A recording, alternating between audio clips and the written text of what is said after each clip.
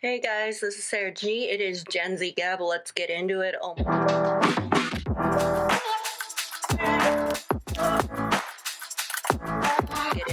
my god, like between the year and everything and just usual talk, there's just so much going on. And I think that obviously I should talk about the elephant in the room besides like an actual elephant, but the whole thing with the Writers Guild, I think I've talked about this, like going on writer strike, and I've talked about it with Jeremy Gordon when he was on the podcast 2 weeks ago, plus. And I think it's just very interesting because, yes, the writers are on strike. If you are in any way in the industry, please just spread the word about it. I don't know too much on how to really help, but I do want to say I respect writers so much. I respect a lot of crew especially, but the writers, this seems to be a pattern that keeps going on, and I think that we don't get enough of a chance to acknowledge what is really going on, and my feed has been filling up with it a lot lately, so I just wanted to quickly talk about it, also because, AAPI Heritage Month will start when this episode is released, and I think that it's a great kind of transition to just talk a tiny bit about it. And ironically, I kind of said I wasn't going to do Monday Moods so much anymore just because it's become a lot more of like a chore. And I know people are going to say, what do you mean by that?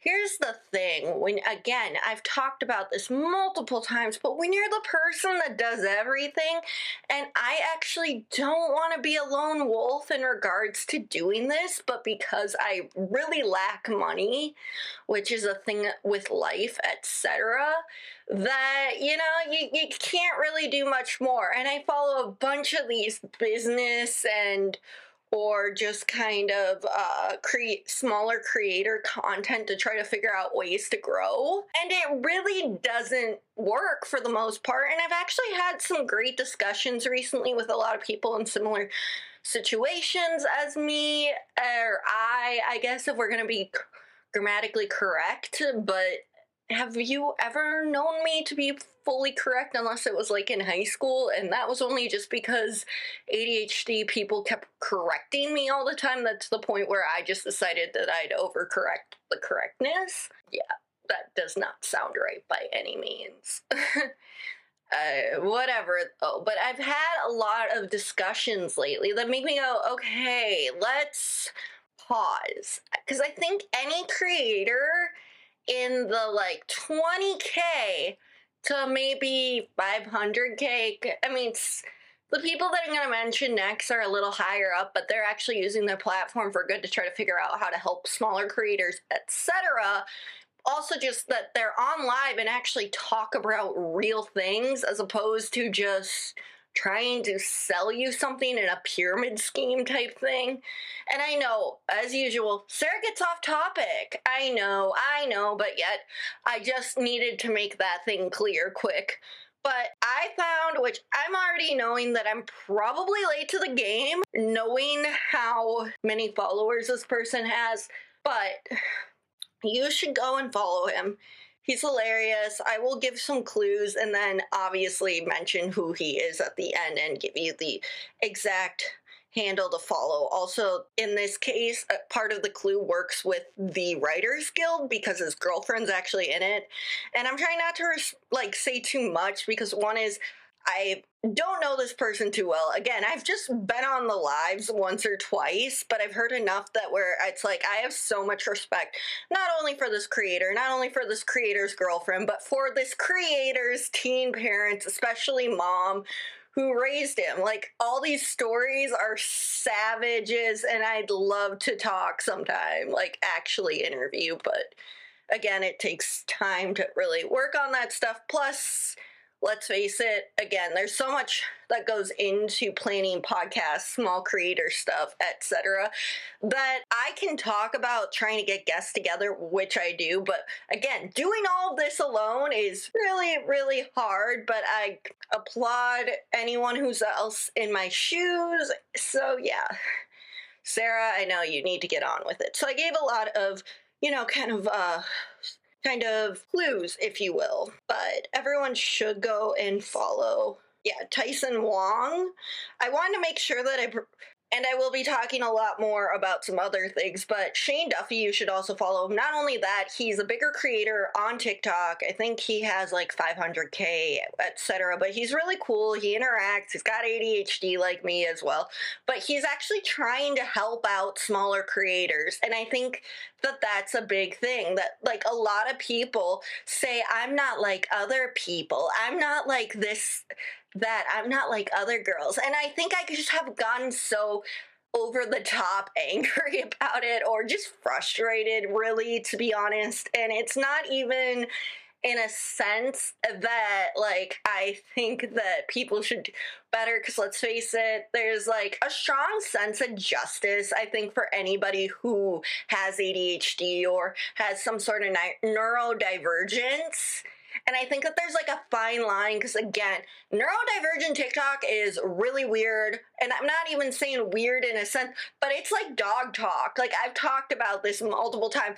Anytime anything gets like sort of gaining like momentum or speed on awareness, everything turns to shit.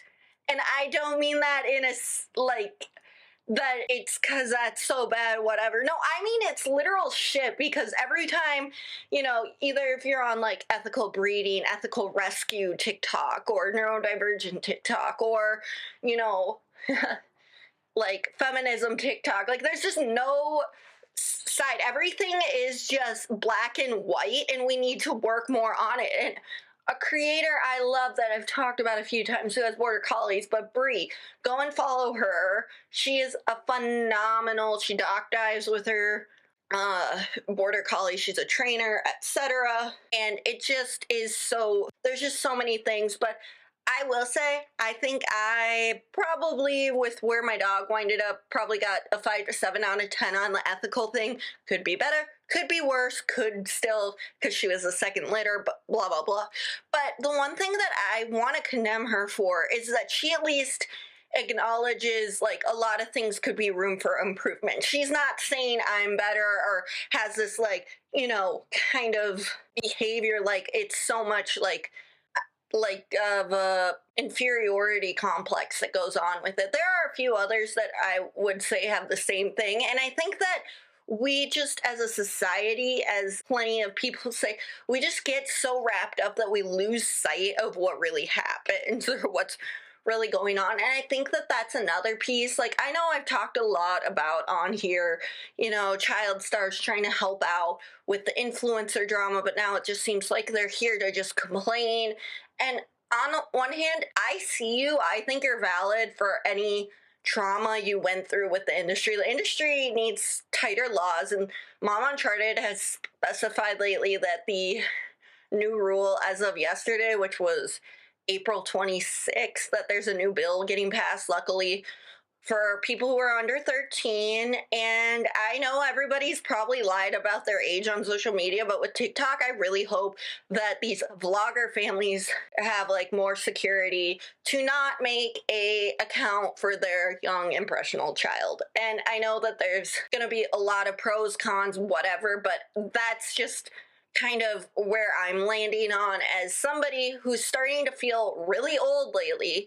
Like yesterday, I don't know why, but I had an epiphany. Yes, I'm 25. I feel like I haven't accomplished anything, and yet I know I have, and yet it's that burnout that you get as an ADHD person, or as someone who had authoritative parents, etc.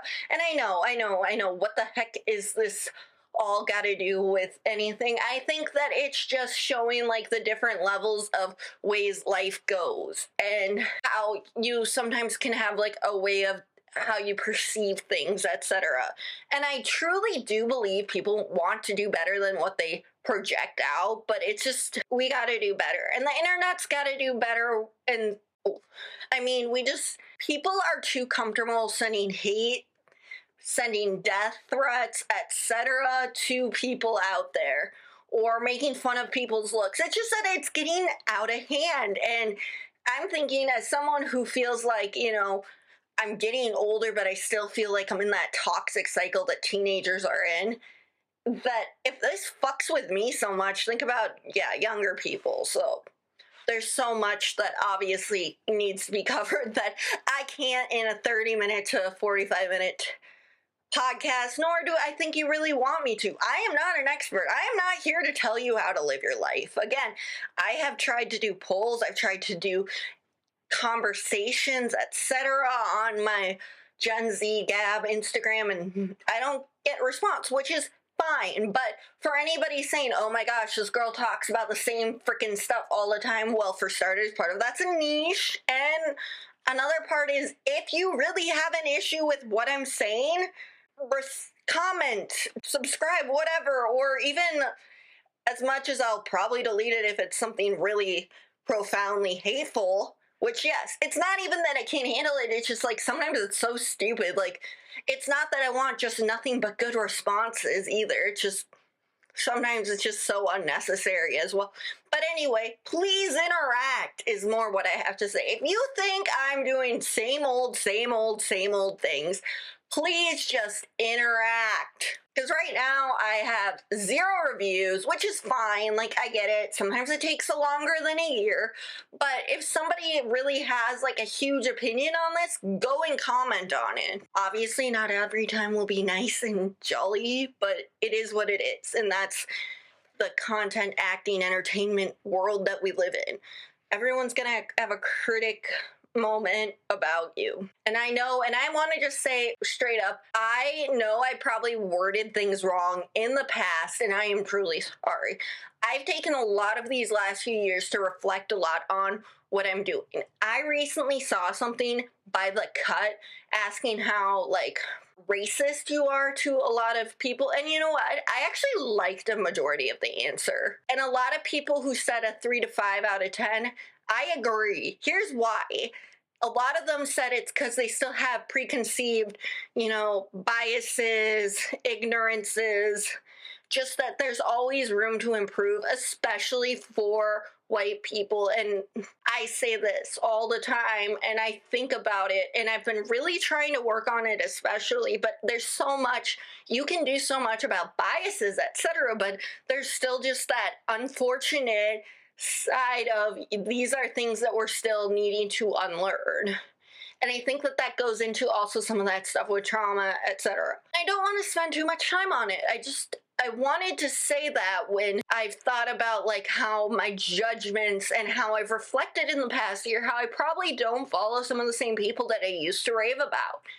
And I'm looking really hard at myself lately and thinking about, it wasn't that I followed them thinking that they were way better than they were. And there's nothing wrong. You can follow whoever you want, but you start to do some critical. Also, there's like this preconceived idea that voice acting is so much better, and people have been talking about all this stuff over Reddit, and I seriously need to get out of Reddit. And I know I just basically ended, I needed to talk about something else before, and obviously I just kind of dropped the ball with that Sexual Assault Awareness Month. But did you know in Italy they wear denim, especially on April 26th? Now I'm a little late, but I did want to say that I'm wearing this in support. There is so much that goes on, the lives, etc. And I will be sharing some resources. And I just wanted to talk about it just a little bit before everything else kind of just fizzled out or, just lost a little momentum. And I know that sounds really weird, but at the same time, I don't know how else to talk about some of this stuff. Part of the reason I started this, as I said, a year ago, is because I wanted to talk about anything. Like, nothing was fully off limits. I also wanted to talk about how I relate to different things in TV, media, whatever, but also what I am seeing. And yes, lately I've probably done a lot of redundancy, but that's the thing, because so many things go through cycles, and I think that that's another piece that we don't fully acknowledge. And I know there's things I'm trying to be happier and more well-rounded mentally, but it just doesn't always work that way. And I completely get that when like some of these podcasts with former child people come out, but the problem is, again, they always say they're a nice person or that they've changed so much or come out with more stuff, but the problem is so many of them have moved to like Texas or Georgia, etc. And then so many of them have also said they want to be there for these family vloggers, and yet they follow and are friends with said family vloggers that are exploiting their kids. And then I see people who are outspoken about that following them. And then it's just like, it's a never ending battle. And I completely get why, like, things aren't black and white. And that's just the last I'll say on it. But it's been really, really, truly bothering me lately, just that amount. And I think I've talked about it in the past. If you know, you know. But I just wanted to specify that even more because I think part of me just isn't trying to judge them too much, but I'm also trying to be like critically thinking this isn't how it is. And I know lately I've been thinking about this. You as a person can be toxic yourself sometimes, and I've had a lot of reflection on that. And I think if I was gonna, like I said, talk about my toxic traits, here's the thing. Everyone has some negative traits about themselves, and then it turns a little toxic, and mine are probably that I'm blunt and that I kind of think a little too black and white, and I'm very critical. And I'm trying to work on it. I'm trying to find some middle ground, and I think I'll never be fully good because nobody's perfect. But I do think that there needs to be moments where we call out actual things that are going on and maybe seeing if people understand where you're coming from or that it's valid, because I think that I'm not the only one that feels this way. And yes, I talk about Reddit all the time. I wish I could not be in Reddit, honestly. I don't post my opinions ever on there, but I read other people and start to just visualize what I'm going to talk about. And that's how I, again, have stated in the past how I get some of my ideas of what to talk about, because I think people on Reddit, though, also are too black and white in their thinking. There's no middle ground. And I know that Reddit's an opinion-based place, but I don't think enough people use critical thinking anymore. And there's nothing wrong with that. I mean, we're not all meant to be geniuses or sound like Peace Prize winners, Nobel Prize winners, okay? Or the most articulate, diplomatic human being. But that doesn't mean that we don't have stuff that we can work on or bring clarity to. I also want to touch a little bit on the whole Meghan Trainor situation, and I know the fact that I give her even more like the time of day, whatever. Something really irked me this week, which I know it irked a lot of other people. And you know what? Yes, as a kid with ADHD, teaching probably wasn't still the easiest kid to teach. And granted, I also probably fell in line a little more just because I was always scared of getting in trouble, but it was separate. There's a lot of things to unpack that I don't have time to do.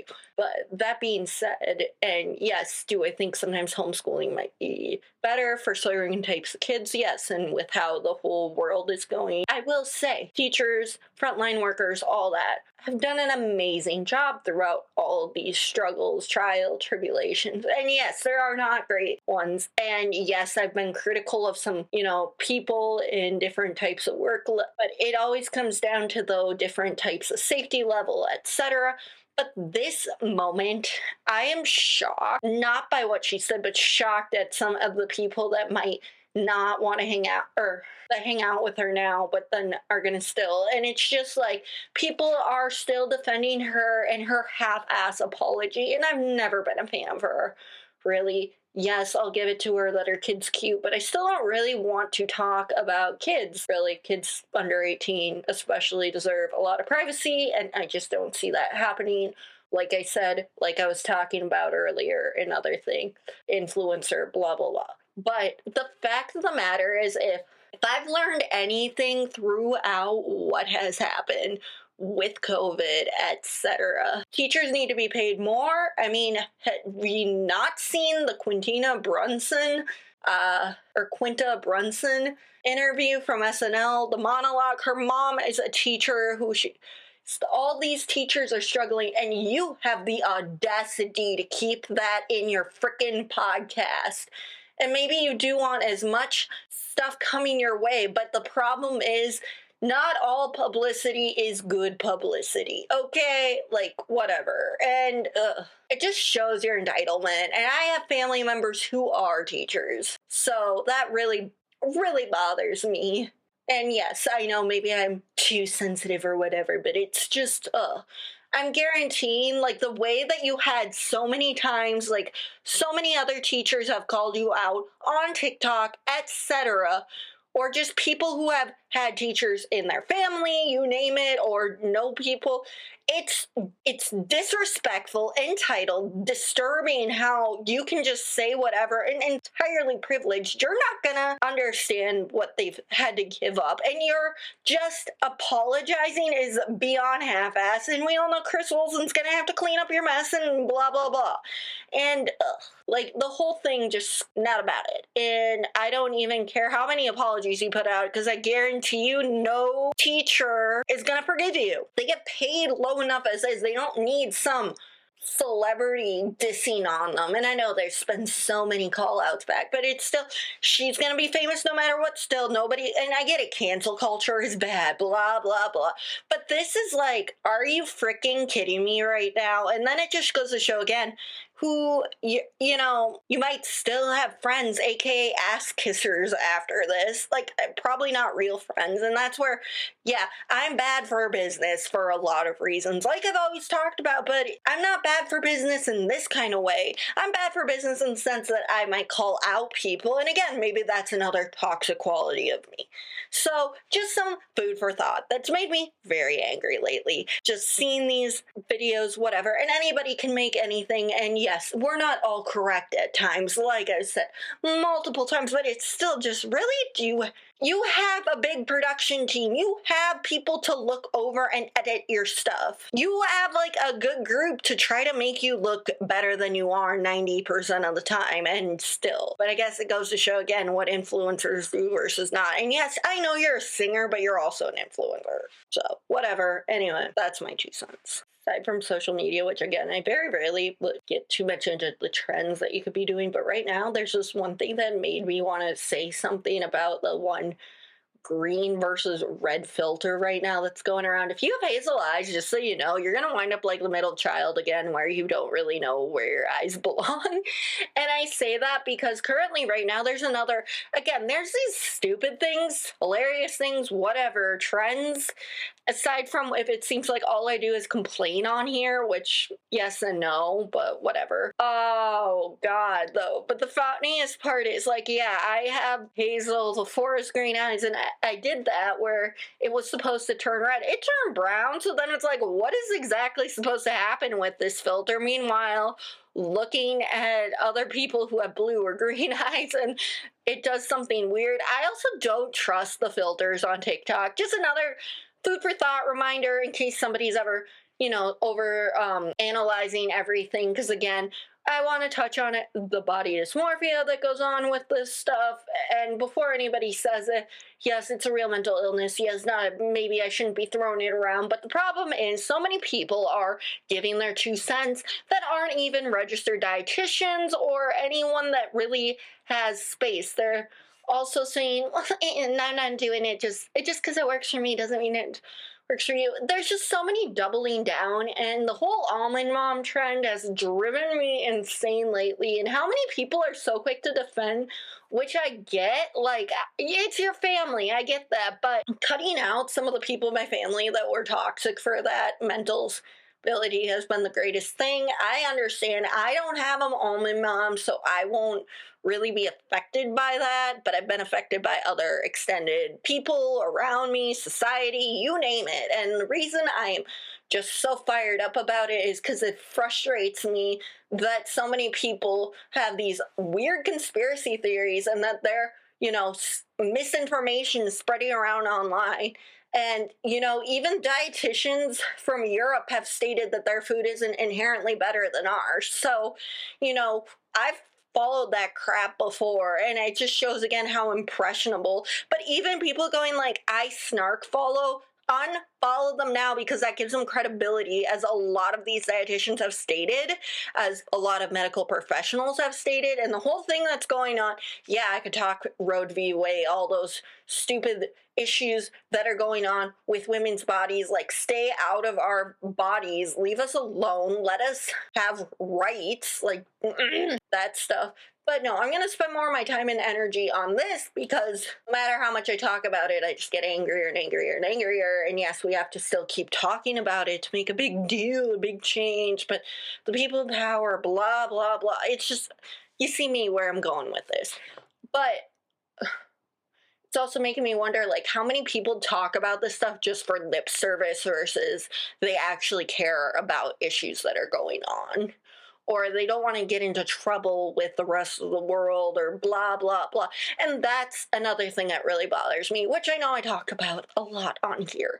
But I don't think people quite understand the, like, hold that they have on TikTok, or the fact of the matter is just walking around. Like, here's the thing, if you have an actual talent but are on TikTok hanging out with influencer, all that stuff, and then are concerned about where you are or the level or why you're famous for not being famous, whatever, maybe just reflect a little bit. I don't know. Again, I'm not trying to give you advice. I just got on here because I keep seeing the same old, same old, same old, same old stuff. And you can see I'm really amped up, really fired up about all this. So I just wanted to give you some food for thought before, you know, you start questioning or keep going on these things. And again, it just shows the shallowness of a lot of things, especially Bethany Frankel goes out of her way to freak out, give people season assists. And it's just, are you kidding me? Like, I had to block that lady because her brain cells are not making sense to me.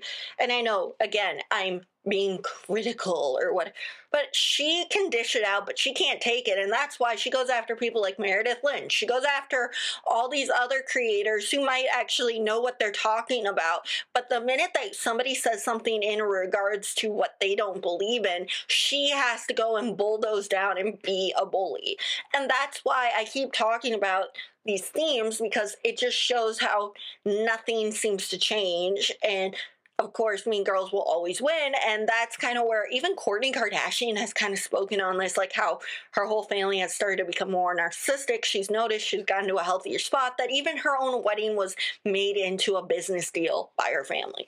Now, again, I don't know everything. I won't know everything. I don't really need to care to know everything. I've tried to distance myself from knowing more because, again, Ozempic and all those weight loss and all those craziness that goes along with that family, no thank you. Also, just the fact of the matter is, I know that we've all hate watched a lot of this stuff, so I've stopped doing that because I want to still stand by what I've talked about, because it's true.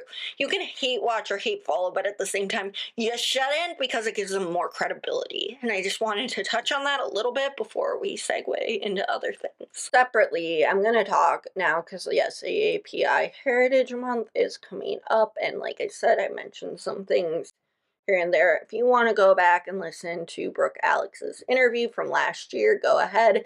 She was my first guest, and she talked about being Japanese in America, biracial, all that stuff.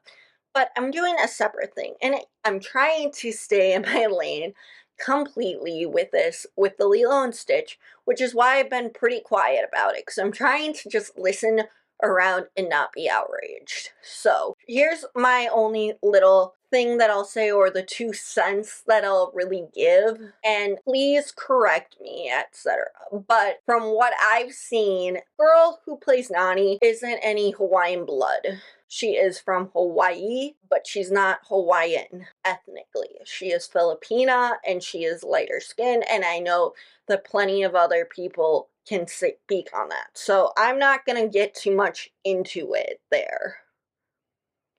But the whole thing of Cobra Bubbles, the whole thing with how Stitch is just not looking like Stitch, I'm a little nervous. And I truly want the music to stay the same.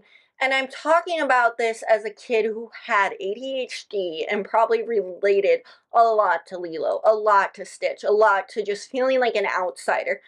And watching Myrtle as an adult, I think I've mentioned this a few times, you start to see what her brain is like or what might be going on inside.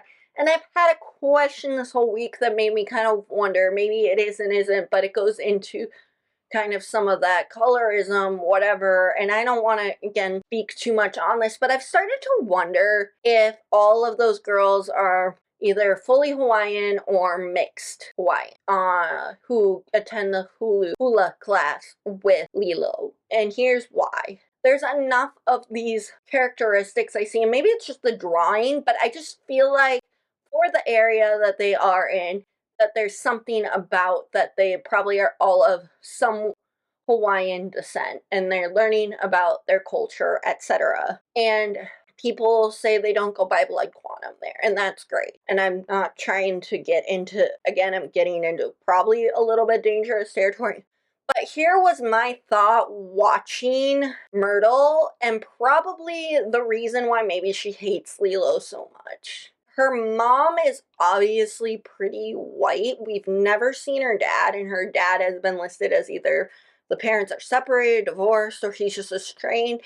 And part of me wonders, what if her dad's half Hawaiian? Hear me out, Native Hawaiian. She doesn't see that side that much. The reason she goes to hula class is to connect with her Hawaiian side. She doesn't feel Hawaiian enough. I am not defending any of her bullying, any of her, spoiled, disturbing, disgusting behavior, the way she interacts with people, and, how she has her friends, and just very much showing what still goes on to this day. And obviously, you'd rather be a Lilo in a world full of Myrtles. But I did just want to put on a little critical thinking, and yes, I've mentioned that multiple times this podcast, but I do want to just specify, what if she is part Hawaiian? What if she is not feeling Hawaiian enough? Maybe her mom does this so that she can connect with her culture, and that's why she goes to hula school. Maybe that's why that she has such an issue with Lilo, is not because she's so weird, but because she has these strong ties to their culture. And I know there can be a lot of nuances with this, but maybe the fact that Lilo also gets this love and attention that she doesn't get, there's just a lot of things that I start to think about, like, what if? Part of the reason she's so much more angry and narcissistic and just, is because maybe she just is longing for some of that connection or the sense of normalcy. Now, I could be completely wrong, but it could make sense, why, because so many people come in different shades, shapes, sizes, all that stuff. But the fact that they're all girls going to a hula school and learning about the culture, and yes, you should learn about the island that you live on, but it just made me think a little bit. That's all. But separately, yeah, I really hope they don't screw it up. A person that talked about this, that I've mentioned in the past, Eastland Trace, and everything's a shit show right now with casting. They need to do better with casting. But here's my thing with Cobra Bubbles. The guy who voiced him, which that's what Ethan mentioned, he's still alive and ready, and he's a big guy that can play Cobra in real life. So, live action. And now, I'm very glad that the voice of Nani, Tiakare, is going to be the social worker. That's cool, that's a positive note, but it just bothers me that, they're gonna just kind of get rid of that character that Cobra is and replace him with someone else who's just not fitting very well. I love, again, like a lot of people, Courtney B. Vance is phenomenal, but it doesn't work in this situation. And I know casting has a hard job. Again, I am not trying to beg per se, but there's just so many issues that I'm having with it that it's making me nervous. And my cat actually reacted to the original Hawaiian Roller Coaster Ride, or the intro Hey Lilo song, and and her ears were going, she really loved it. And I just felt like if they get rid of the music in any way, if they don't stick to the story with how it is, it's gonna just blow up. Because for a lot of people my age, older Gen Z, younger millennials, etc., maybe even more now too, people are rewatching stuff on, Disney Plus, but it just goes to show the different levels and intricacies that go along with it, that, it's such a delicate story. A lot of people who felt a little out of place loved Lilo and Stitch for that reason. So that's my piece. The fact that Stitch was kind of that, therapy dog or whatever you want to call it, but just the fact that even though you were a little different, it's still whatever, and showing kindness. So that's kind of where I'm at with just my feelings on it all. I don't know how much more to say, because obviously I don't want to overstep or whatever, but that's just, there's a lot going on in my mind that I try to slow down. And yes, for anyone, I do not have tips. If I knew everything, I wouldn't be doing this. And that's kind of my moral of life, is that lately I've been going up and down in some of my feelings. Now, granted, part of that is lovely Midwest weather that decides to go 80 degrees one week and then, 40 degree the next, and it just really messes with your mental health. And, working on things and really reflecting and trying to, heal from some things, it's just really hard, especially when you're sucking at finding jobs or finding your next path. And I'm talking about this again because I'd say I'm in a slightly better spot than I was last year, but again, I just feel like in order to get more recognition, you have to have the flash. And when you don't have that flash, and yes, I know that gets into a lot of other things, but when you don't have enough flash or pizzazz, and it's like, oh, you're mediocre or whatever. And I know that that's partially some of the, what do I want to say? Oh yeah, imposter syndrome, but it just is what it is. And I think, as between a clip show and showing where I started or versus where I ended, I think I'm doing just fine. It's just very hard to feel like you're making improvements or strides when things move so slowly always for you in life. And then people give you that one day at a time, which it's like, I want to believe that, but it's just, it gets sickening after a while to keep hearing that one day at a time. So yes. So as I've reflected here, the one thing I'm going to end with this week on the podcast is, again, just how much paparazzi gets in your face, etc. How I used to kind of think that I wanted to do some of that until I realized one thing. You can't have your cake and eat it too, like, I guess is the saying. It's, you can't have everything, you can't get your abundance, whatever. But I'm watching a lot of these Sydney Sweeney, Glenn Powell stuff going on right now, and not the first, and then unearthing a lot of early 2000s drama that I had no idea about legitimately. I didn't even know what was going on half the time. Again, I was a kid. In 2000, I was 2 to 3, depending on what time of year. I don't remember a lot of these iconic moments. So for anybody trying to say I'm not Gen Z, I'm just specifying yet again. I'm on the old end where, yeah, maybe a little bit of an identity crisis, but I know where I belong. It's just that the rest of the world hasn't caught up. And then now it's like we have these Gen Alphas to deal with that are gonna now have these same problem, like I've stated multiple times. But I think that the whole influencer culture really fucked us up. And I think I say that every week, but the more time that I spend between influencer actor stuff, it's like, yeah, I want to be an actor, but do I want that, like, level? Like, what level do I actually want? Because I said I'd like more recognition, etc.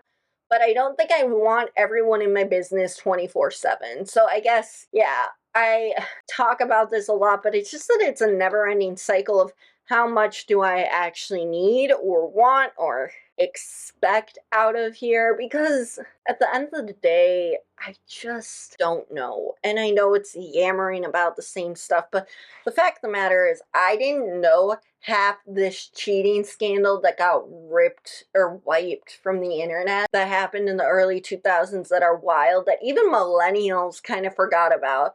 And just how paparazzi has always been there, TMZ, E-News. And I used to really want to be on E-News until I realized that that's just not what I want to do as much anymore. I mean, I wouldn't mind doing, like, The Soup that Joel McHale did, but aside from that, like, I don't really want to tear down people as much as I think, like, is normalized as well. And I think a good thing that mentioned is other things that happen throughout life or whatever that we don't even really know. And life is ahead. But I think, again, like we say, we're too comfortable in all this negativity and whatever to comment on people's weight, etc. And I've just been slowly trying to dig myself out of this never-ending cycle, hole, whatever you may call it. And that's why, just 1 year later, me talking about all these kind of similar things. Have I changed? A little bit. Probably more than I even realized. But as some of my beliefs or opinions, yes. But do I feel growth? 100%. And I know it's very hard to follow me. So thank you for anyone that has stuck with me this long, because I know that I am a lot at times, or that I'm overwhelming, as people would say. And I'm trying to just become okay with hearing those words, because even though they hurt, it's true. Maybe I am not for everyone. But you know what? That's okay. If I fit in with everyone, then that would also mean a follower. Or if I was bitchy to everyone and worked my way and used power, that's not great either. So there's just this delicate balance, and I just wanted to leave you with that this week, because I think that I'm probably not the first person to go through all these weird identity crisis, life thought processes, and where I stand.